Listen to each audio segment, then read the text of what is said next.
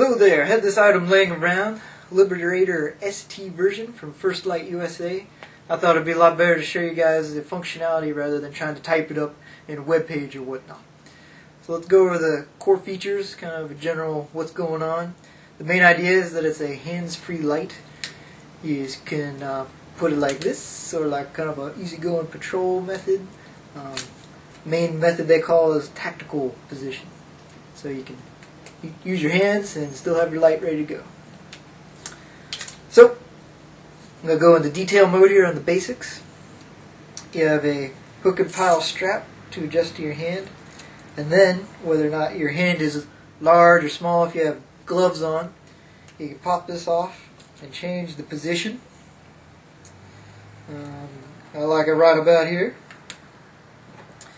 When you first get the light, it comes locked, and so this is a cool feature for travel so you do not burn your batteries. To unlock it, you hit these two buttons. Just hold them together. Boom, green light shows you did it right.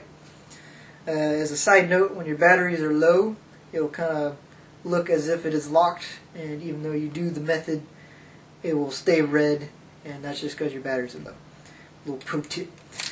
So now that I've unlocked it, you can see there's light now.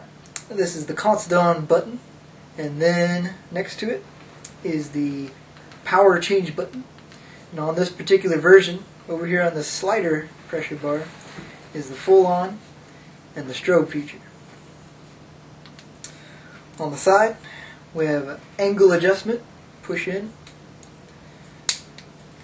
This is to adjust to your angle when using handguns.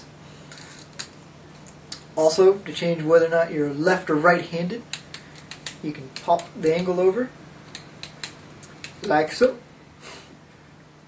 So the main cell will be the what they call tactical position. I am a left weak hand side person, so I'm going to slip in here. Now, this is great for handguns, and say if you're a K9 handler, you can have your leash, you can have whatever you want. You can even have another flashlight in this hand. It's pretty cool. So I'm going to show when you actually have a weapon. You'll notice when you first go for it that I'm pointing down.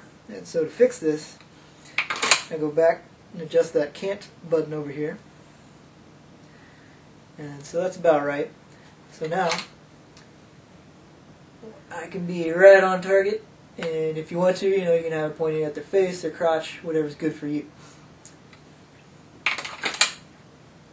So the main aspect that sets a Liberator apart from other products is the hands-free approach, and this becomes most apparent when you actually start using a weapon. So, to show a demonstration, you can charge it, change magazines, manipulate it all over, do other stuff. This is a lot easier than a traditional light, which you gotta kind of grab on there. It's not as easy to do mag changes, and so on. Another cool feature that sets it apart, say from a typical weapon light, is that you can actually have it at the down ready, low ready, and be able to use your light. You can still shine it in their face or wherever, while the weapon is pointed in a semi-safe or ready position. With a weapon light, you of course would have to actually point it at the person just to be able to have the light on. For additional positional notes, there's little position settings. You can hear the click as it snaps into place. So there's the middle, and then two settings on each other side. So personally, I like the full 90 degree. However, some people may grab a little further on their weapon grip, and so that's what that extra little click is for.